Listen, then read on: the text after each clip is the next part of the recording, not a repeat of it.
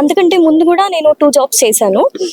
First నేను group 4 లో join అయ్యాను, మున్సిపల్ అడ్మినిస్ట్రేషన్ ఆదిలాబాద్ డిస్ట్రిక్ట్. ఆ తర్వాత నిర్మల్ జూనియర్ కాలేజ్ లో హిస్టరీ లెక్చరర్ గా కూడా చేశాను. ఆ తర్వాత నాకు ఇది వచ్చిన 3rd జాబ్. రీసెంట్ గా జరిగిన దాంట్లో గ్రూప్ 3 కూడా వచ్చింది నాకు. సో ఫస్ట్ థింగ్, గవర్నమెంట్ కి రుణపడి ఉండడం అనేది చాలా చిన్న మాట అండి.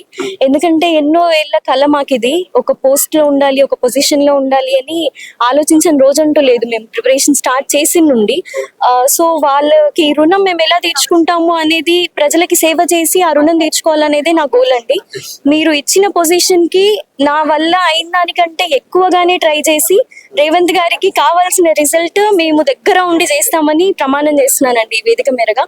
ఇక్కడ ఇది ఆర్గనైజ్ చేసిన వాళ్ళందరికీ కూడా చాలా థ్యాంక్స్ చెప్పాలనుకుంటున్నాము.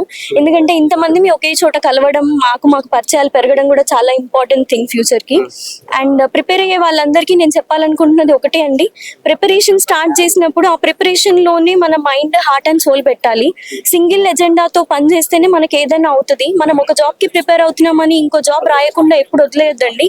ఏ జాబ్ కి ప్రిపేర్ అయినా, ఏ నోటిఫికేషన్ వచ్చినా మన వంతు ప్రయత్నం మనం చేస్తే అది కాకుండా ఇంకేదైనా వస్తుంది. ఆ జాబ్ ఇచ్చే మనకి అడ్వాంటేజ్ ఏంటి అంటే మనకు కాన్ఫిడెన్స్ బిల్డ్ అవుతుంది. నేను గ్రూప్ 1 కి ప్రిపేర్ అయ్యాను, జేఎల్ ఎందుకు రాయాలి అనుకుంటే ఆ ఫ్యూ మంత్స్ నాకు మెంటల్ బ్రేక్ డౌన్ నుంచి నేను తప్పించుకోగలిగా. మన పైన మనకు కాన్ఫిడెన్స్ డెవలప్ అవుతుంది, మన ఫ్యామిలీకి మనం సపోర్ట్ చేయగలుగుతాం. అండ్ మా మమ్మీ డాడీ ఇక్కడే ఉన్నారు, I'm so blessed for them. అంటే వాళ్ళ సపోర్ట్ లేనిది నేను ఇక్కడి వరకు రావడం అనేది అసలు హైలీ ఇంపాసిబుల్ టాస్క్ అండి. ఈచ్ అండ్ ఎవ్రీ డే నేను ఇంత టెన్షన్ పడ్డానో నాకంటే డబుల్ టెన్షన్ వాళ్ళు పడేవాళ్ళు. ఆ కోర్ట్ కేసులు కానీ, జరిగిన అన్ని అప్స్ అండ్ డౌన్స్ నాకంటే ఎక్కువ వాళ్ళు ఫేస్ చేశారు. ఎందుకంటే నేను మార్నింగ్ లేచి తినేసి జాబ్కి వెళ్ళిపోయేదాన్ని, కోర్ట్ కేసెస్ వాళ్ళు కూర్చొని ఫాలో అయ్యి నాకు చెప్పేవాళ్ళు ఇన్ఫర్మేషన్. సో ఫ్యామిలీ సపోర్ట్ అనేది ఒక బెటర్ గా ఉంటుంది మనకి ఎప్పుడు. ఫ్యామిలీతోనే కలుసుకొని, పేరెంట్స్ కూడా పిల్లల గోల్స్ అర్థం చేసుకొని వాళ్ళు మనతో పాటు ప్రయాణం చేస్తే అంతకంటే మనకు భాగ్యం ఇంకోటి ఉండదండి. Thank you so much. లేదండి, డౌట్ అంటే జరిగిన సిచ్యువేషన్స్ చూసాం కాబట్టి కొన్ని అప్స్ అండ్ డౌన్స్ వివర్ లిటిల్ బిట్ అటు ఇటు ఉండే. కానీ కొత్త గవర్నమెంట్ వచ్చి మాకు అంత పర్ఫెక్ట్ గా ఒక నోటిఫికేషన్, రీనోటిఫికేషన్ ఇచ్చి వెంటనే రిజల్ట్స్ ఇవ్వడం వల్ల మాకు కాన్ఫిడెన్స్ బిల్డ్ అయింది. వేరే నోటిఫికేషన్ రావడం, దానికి రిజల్ట్ వెంటనే రావడం, అది చూసి మాకు కాన్ఫిడెన్స్ డెవలప్ అయ్యి ఈసారి ఖచ్చితంగా వస్తుంది అన్న కాన్ఫిడెన్స్ లోనే మేము చదివాము, రాసాము.